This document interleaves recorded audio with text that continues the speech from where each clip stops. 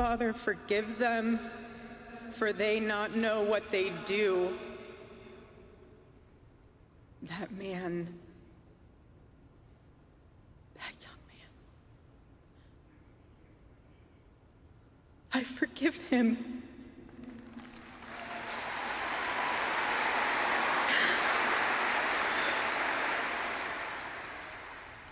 Emotional and powerful words from Erica Kirk at the Charlie Kirk Memorial, a memorial centered on Christ, country, and courage. Thanks for joining us. For 2 News at 10, I'm Brian Malahi. And I'm Mika Miyashima. The funeral lasted more than 5 hours, and it's touched off a national conversation on air and online.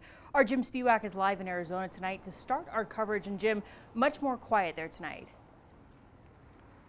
Yeah, Mika and Brian, you couldn't go anywhere in this town the last 2 days without seeing some sign of Charlie Kirk's memorial. There were billboards up all over the place, signs everywhere, as more than 100,000 people descended in this area just outside of the State Farm Stadium. It was buzzing earlier today, people as far as you could see. But as the dust now settles on this memorial, there is one message that still remains clear from all of the speakers who spoke today.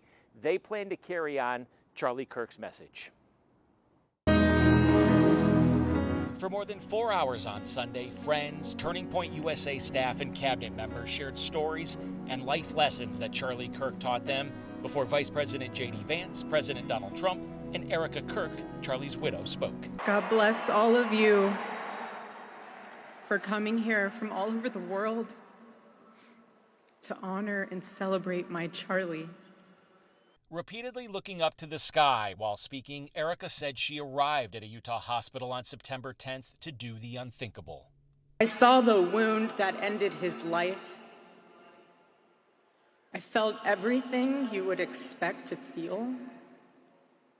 I felt shock. I felt horror. And a level of heartache that I didn't even know existed. And then, with emotion like had not been seen all day, Erica said this about the suspected shooter. I forgive him. The memorial was showered with moments of Charlie's life, a testament Vice President Vance says proves he was slain doing what he loved. And now he's gone, and our hearts feel so empty because he's been taken from us.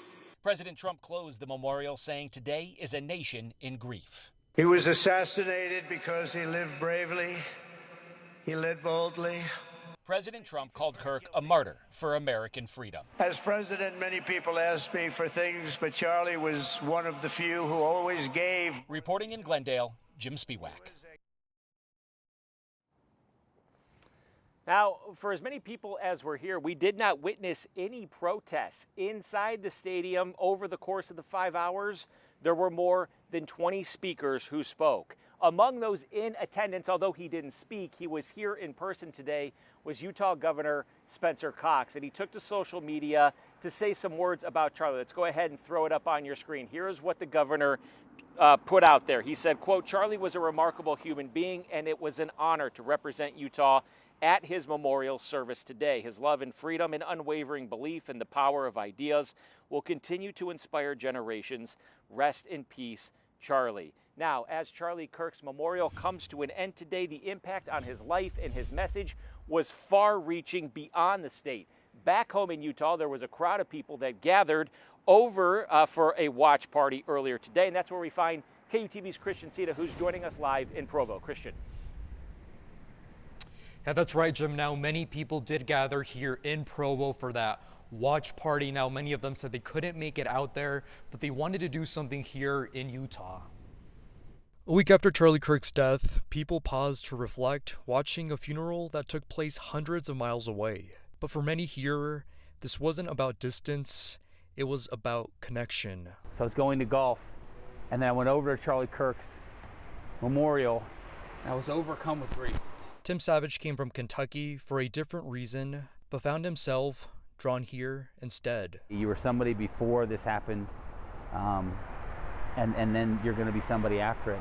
And that's the question I've been asking myself, who am I going to be after this? Though Charlie Kirk's funeral was far away, the people here felt close, not just to the man, but to the moment. I think it's being able to understand where we are, what we're standing for, and I think being able to take leadership from a man that's not with us anymore, and leaders being able to step up in his place and starting that. Now, he also mentioned that it was nice to see people coming together and that it brought a sense of unity. Reporting live in Provo, Christian Sita, KUTV 2 News. I'll send it right back to you, Jim. All right, Christian, thank you very much for that report. So, as Charlie Kirk's memorial now comes to an end, his message and his legacy will continue on. His radio show and his podcast will continue tomorrow with guest hosts of those programs. One of the messages that we heard inside the stadium today was that they want to carry on his legacy and his message, which is now going to happen, according to the people that spoke, in a much louder sense than ever happened while he was alive. That's going to wrap our coverage live in Glendale. Jim Spiewak, KUTV 2 News. Back to you in the studio. Okay, Jim, and following up on that point, former Utah Governor Gary Herbert thinks Charlie Kirk's voice in his passing will take on new life as well. The former governor earlier this afternoon reflecting on the memorial ceremony and the significance of the moment. The fact that he was assassinated, he's a chapter in history about what had happened to him and why. And so I think that he'll be remembered and his voice will become larger and expanded. The things that he taught and he spoke about will become more, I think, common in our public discourse. Charlie Kirk was remembered today as a bold and unafraid witness to Jesus Christ. His political organization, Turning Point USA, was described as the most important organization in the country. You can watch our full interview with the former governor on our KUTV YouTube page.